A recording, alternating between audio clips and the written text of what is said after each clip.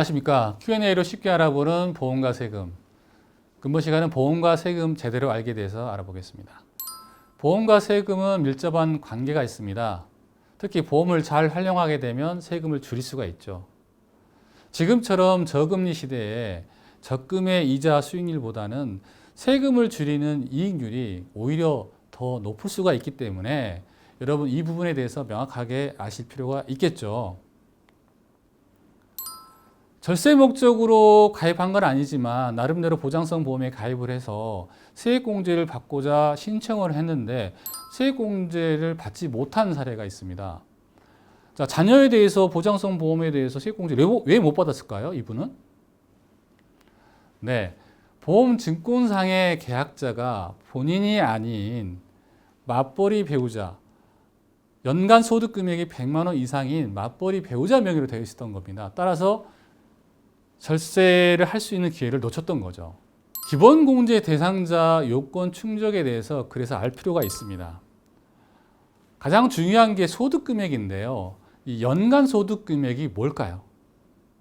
네, 연간 소득 금액은 종합소득과 양도소득, 퇴직소득을 합한 금액입니다.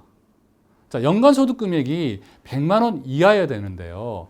근로소득만 있는 경우에는 총 급여액이 500만 원 이하여야 됩니다. 하지만 만약에 양도소득이 있다면, 예를 들어서 배우자의 명의의 아파트가 있어요. 근데 그 아파트를 팔았습니다. 그런데 이 양도소득이 100만 원 이상이 됐고 소득세를 납부하게 됐습니다.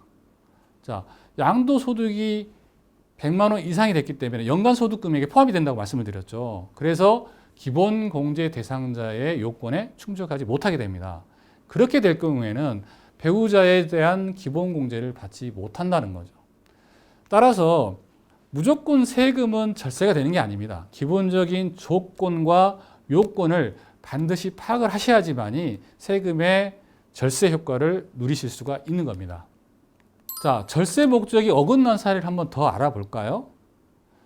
피보험자를 배우자로 해서 보장성 보험을 가입을 했는데요. 이 부분 세액공제를 받지 못했습니다. 왜 그랬을까요? 자, 원인을 분석해 보니까 좀 전에 설명드린 대로 배우자의 연간 소득 금액이 100만 원 이상이 된 겁니다. 따라서 피보험자로 기본공제 대상자에서 제외가 됐기 때문에 세액공제를 받지 못한 겁니다. 핵심을 정리해 보면 기본공제 대상자에 대한 철저한 이해가 필요합니다. 특히나 연간 소득 금액 100만 원, 자, 근로소득은 총 급여액이 500만 원 이하라고 분명히 말씀을 드렸습니다.